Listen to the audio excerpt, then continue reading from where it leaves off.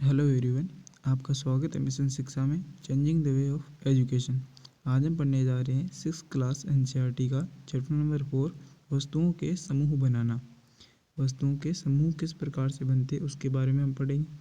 इसमें हमें पूरी वस्तुओं के बारे में डिस्कस करेंगे इस पूरे चैप्टर में, क्योंकि हेडिंग में ही आपके नाम आ गया कि वस्तुओं का समूह बनाना। यानी हमारा टॉपिक क्या रहेगा हमारे पूरे चैप्टर में वस्तुओं यानी वस्तुओं के बारे में हम सभी बातें करेंगे। चलिए देखते हैं, पॉइंट के अकॉर्डिंग हम बात करेंगे सभी। पहला पॉइंट है हमारे चारों ओर की वस्तुएं। आपने अपने चारों ओर अनेक प्रकार की वस्तुएं देखी होगी, कुर्सियां देखी होगी, बैलगाड़ी, साइकिल, वस्त्र, जो जो आपको दिखाई दे रही है, जिन्हें आप स्पर्श कर सकते हैं और जिन जो स्थान घेरती है वो वस्तुएं। तो वस्तुओं की परिभाषा किस प्रकार समझोगे या अपने माइंड में कैसे समझाओगे कि वस्तुएं कौन कौन सी होती है, जो स्थान घेरती है, जो हमें स्पर्श कर सकते हैं, जो हमें दिखाई देती है, वो क्या होगी, हमारी वस्तु होगी। पहले पॉइंट में यही है, इसमें कोई इम्पोर्टेंट नहीं है। सेकंड पॉइंट हमारा क्या है, सेकंड पॉइंट में हम देखते हैं। सेकंड पॉइंट है हमारा दिखावट। इसका फर्स्ट पॉइंट का पार्ट है कि दिखावट क्या है। दिखावट से तात्पर्य क्या है कि हमें दिखाई देती है, विभिन्न वस्तुएं दिखाई देती है, उन्हें कि वो क्या हमारी दिखावट है। जैसे लोहा आदि, एल्युमिनियम के, आपने लोहे के गेट देखे, एल्युमिनियम की चादरें देखी, अनेक प्रकार की वस्तुएं देखी होगी जो आपको दिखाई देती है अपने घर में। वो इसका क्या हुआ, दिखावट का गुण हो गया। मैंने आपको बताया ना, वो जो आपको दिखाई देती है वो क्या कहलाती है, आपकी वस्तुएं कहलाती है। फिर हमारे वस्तुओं के गुण आएंगे या पदार्थ के गुण। पदार्थों के कौन कौन से गुण, पदार्थ किसे कहते हैं, आपके सवाल आया होगा सर पदार्थ किसे कहते हैं। पदार्थ वो होता है जो क्या होता है, जिसके पास द्रव्यमान होता है और जो स्थान घेरता है, वो क्या कहलाता है, हमारा पदार्थ। और इसमें इस टॉपिक में या इस चैप्टर में हम पदार्थ के भौतिक गुणों के बारे में अध्ययन करेंगे। कौन से भौतिक गुणों के बारे में, पदार्थ के भौतिक गुणों के बारे में हम अध्ययन करेंगे। और भौतिक गुण कौन से होते हैं, जो कि उसकी भौतिक अवस्था, उसके आकार, रंग को दर्शाते हैं, वो क्या होते हैं, उसके भौतिक गुण होते हैं। इसमें क्या बताया है हमें, आप सभी चीज़ें देख सकते हैं, वो क्या होती है, इसकी वस्तुएं होती है। और जो आपको जो उसके बाहरी अवस्था होती है वो क्या कहलाती है, उसका भौतिक गुण, यानी दिखावट वगैरह, ये क्या हो गया, उसके भौतिक गुण हो गए। देखना क्या होगा, उसका भौतिक गुण होता है। फिर हमारा आगे क्या आता है, हमारा इसी में उसी के नीचे पॉइंट है, क्या है, धातु किसे कहते हैं। धातु क्या होती है, धातु से आप क्या समझते हैं। धातु से आप सीधी स्पष्ट रूप से समझेंगे कि जो विद्युत की सुचालक होती है, जो चमकीली होती है, और वो क्या कहलाती है, हमारी धातु। तीन तीन तरीके से पढ़ेंगे आप। जो विद्युत की सुचालक होती है, जो चमकीली होती है, और जो कठोर होती है। ये तीन पॉइंट आपको याद रखने हैं। धातु पूछ ले आप, क्या होती है, विद्युत की सुचालक होती है, यानी इलेक्ट्रिसिटी हो सकती है, उनसे प्रभावित हो सकती है। और क्या क्या होती है, जो स्थान घेरती है या द्रव्यमान होता है। और तीसरा आप क्या पढ़ेंगे, यही कि वो जो कठोर होती है। ये आपको तीन पॉइंट याद रखने हैं। और धातुओं के एग्जाम्पल कौन कौन से हो गए, आप जैसे लोहा हो गया, तांबा, एल्यूमिनियम, सोना आदि उदाहरण हो गया आप धातुओं के। और ये धातुओं में से आपका पॉइंट है, बुक में ही है, आप इसको नोटबुक में नोट कर लीजिए। फिर हमारा आगे क्या आता है, कठोरता। मैंने आपको बताया जो कठोर होती है, धातु में जो कठोरता पाई जाती है, धातु में क्या पाया जाता है, कठोरता का गुण पाया जाता है। धातु में क्या होती है, कठोर होती है, जिन्हें स्पष्ट करने पर आपको कठोर लगती है, जो कि जिन्हें संपीड़ित यानी दबाना क्या नहीं होता, संभव नहीं होता, कठिन होता थोड़ा। इसमें एल्यूमिनियम आदि ये आगे। फिर एक आपको अधातु और समझना पड़ेगा आपको। अधातु किसे कहते हैं, अधातु अधातु वो होती है जो क्या होती है, कोमल पदार्थ होते हैं, जो कठोर नहीं होते। कठोर तो क्या होता है, धातु हो जाए, और जो कोमल होते हैं वो क्या हो गया, अधातु हो गया। कोमल पदार्थ कहलाते हैं जिनको क्या होगा, संपीड़ित करना आसान होता है। कोमल पदार्थ किसे कहते हैं, आपको ये क्वेश्चन आएगा तो आप क्या लिखोगे, जिन्हें संपीड़ित करना या खरोचना क्या हो, आसान हो, क्या रहते हैं, कोमल पदार्थ। जबकि कठोर पदार्थ वे होते हैं जिन्हें संपीड़ित करना क्या होता है, कठिन होता है, वो कठोर पदार्थ कहलाते हैं। जैसे कोमल पदार्थ हो गया, अपना नाम ये लिख लेंगे, रुई हो गया, स्पंज को आदि क्या होते हैं, कोमल पदार्थ। लेकिन लकड़ी, लोहा आदि क्या होते हैं, कठोर पदार्थ होते हैं। फिर आप क्या देखेंगे, फिर आपने ये सभी देख लिए, कठोरता होती है, विद्युत होता है। फिर आपको एक पॉइंट आया है आपको याद रखने का वाला एक पॉइंट है कि विलेय और अविलेय क्या होता है। पहले तो आप समझो कि विलेय क्या होता है। विलेय उसे कहते हैं जो घुल सकता है। क्या मतलब, कि जल में क्या आ जाए,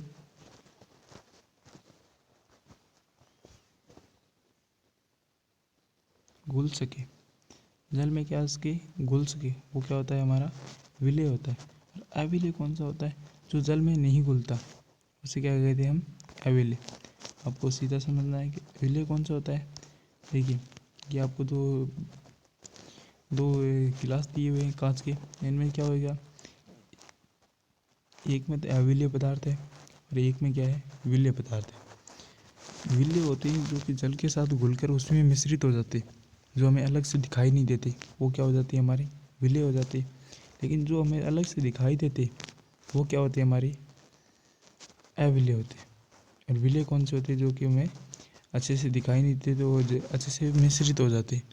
मिश्रित यानी मिश्रण बन जाता है उनका उनके साथ। आपको यहाँ पर एग्जांपल्स दिए होंगे, नमक का जल में पूर्णतः मिश्रित हो जाना, और चीनी का भी जल में बालू रेत नहीं होती, ये क्या होती है, अविलेय।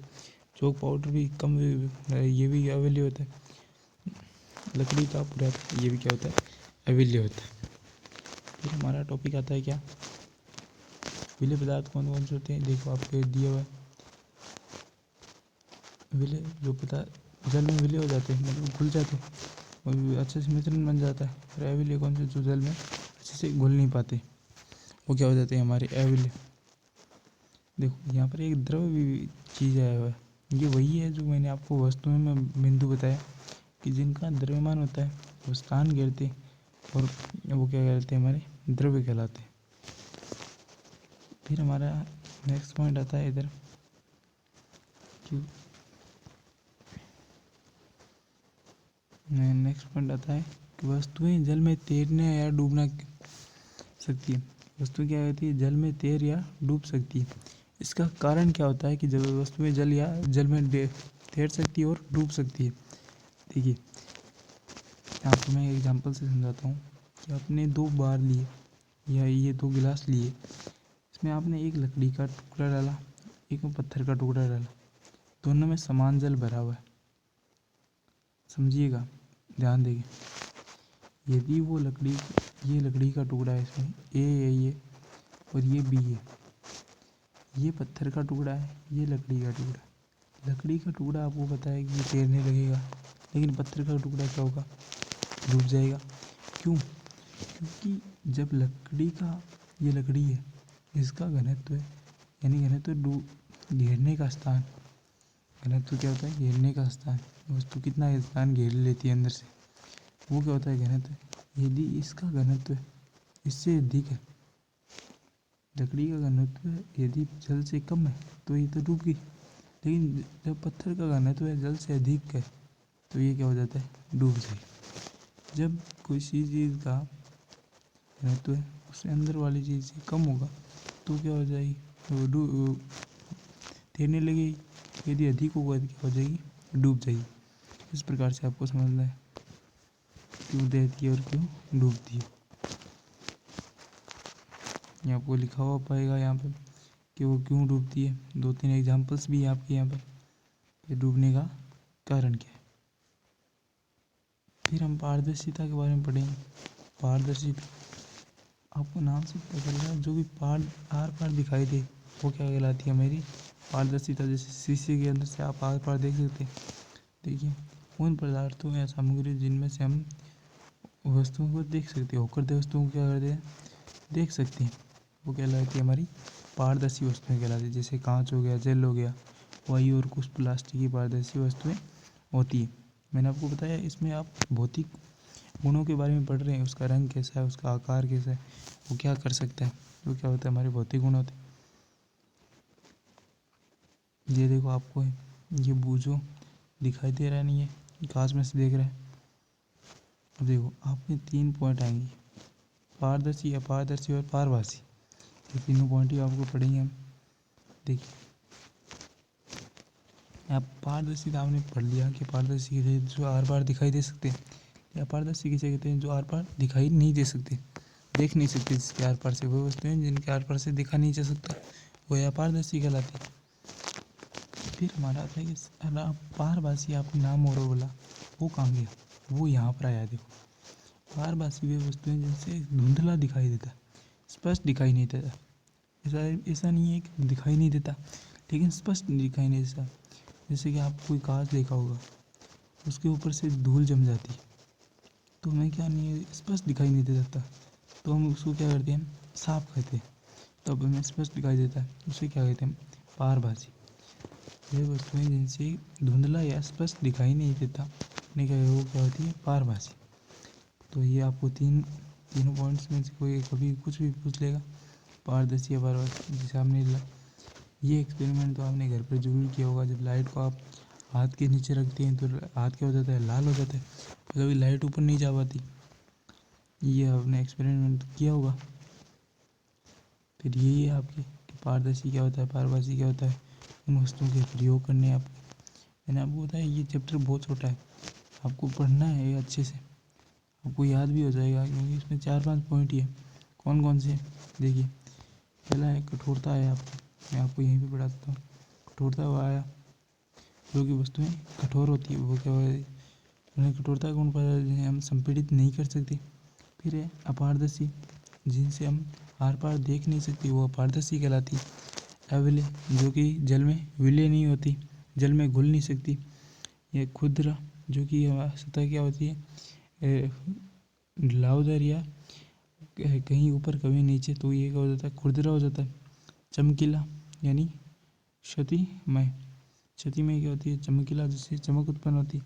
विलय, जो कि घुल सकती है जल में। पदार्थ, जो कि स्थान घेरता है, जिसमें द्रव्यमान होता है, वो क्या कहलाता है, हमारा पदार्थ कहलाता है। पारभासी, जिससे हम आर पार देख सकते हैं। फिर धातु, जो कि क्या होती है, कठोर होती है और चमकीली होती है। पारदर्शी, ये पारभासी, पारभासी जिनसे हम स्पष्ट नहीं दिखाई दे सकती, पारदर्शी जिनसे हम स्पष्ट दिखाई दे सकते हैं आर पार। फिर हमारे ये क्वेश्चन आंसर आएंगे आपकी, उससे पहले ये सारांश पढ़ लेंगे। सारांश किस प्रकार से है इसका, हमारे चारों ओर अनेक प्रकार की वस्तुएं, अनेक पदार्थों से वस्तुएं बनी होती है।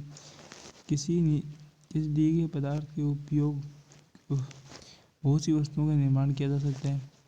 किसी वस्तु को केवल एक ही पदार्थ से बनाना संभव नहीं है, संभव हो सकता है, अथवा उसे अलग अलग पदार्थों से भी बनाया जा सकता है। फिर क्या है, विभिन्न प्रकार के पदार्थों के गुण विभिन्न भिन्न होते हैं। कुछ पदार्थ दिखावट में चमकदार होते हैं, जबकि कुछ अन्य होते हैं, कुछ खुरदरे होते हैं, तो कुछ क्या होते हैं, चिकने, यानी इस प्रकार से स्पर्श देखने पर क्या होते हैं, कठोर लगते हैं हमें, और कुछ क्या होते हैं, कोमल होते हैं। कुछ पदार्थ जल में विलय होते हैं, जबकि कुछ क्या होते हैं, अविलय होते हैं। कुछ पदार्थ जैसे कांच से पारदर्शी, कांच क्या होते हैं, कुछ अपारदर्शी, कुछ क्या होते हैं, पारभासी होते हैं। फिर क्या, हमारा पदार्थों को उनके गुणों की समानताओं एवं विभिन्नताओं के आधार पर समूह में बांटा गया है। वस्तुओं को सुविधा एवं उसके गुणों के अध्ययन के लिए एक साथ समूहित किया गया है। जब वस्तुओं को हम एक समूह में बना लेंगे, तब उनका क्या हो जाएगा, हमें अध्ययन करना क्या हो जाएगा, आसान हो जाएगा। तो इसके लिए क्या है, समूहित करना आवश्यक होता है। आपकी बुक के इतने क्वेश्चन हैं, ये मैं आपको अगले वीडियो में करवा दूंगा। छोटा सा वीडियो होगा, आप देख लेना, सेकंड पार्ट होगा उसका। इस पार्ट में मैंने आपको कंप्लीट चैप्टर बताया है, और अगले पार्ट में आपको मैं क्या बताया, इसका कंप्लीट ये अभ्यास प्रश्न करवा दूंगा मैं आपको, अभ्यास कंप्लीट करवा दूँ। तो आपको वीडियो अच्छा लगा हो तो वीडियो को लाइक कीजिएगा, चैनल को सब्सक्राइब कर दीजिए और आने वाली नोटिफिकेशन को जानने के लिए बेल आइकन को दबा दीजिए। धन्यवाद।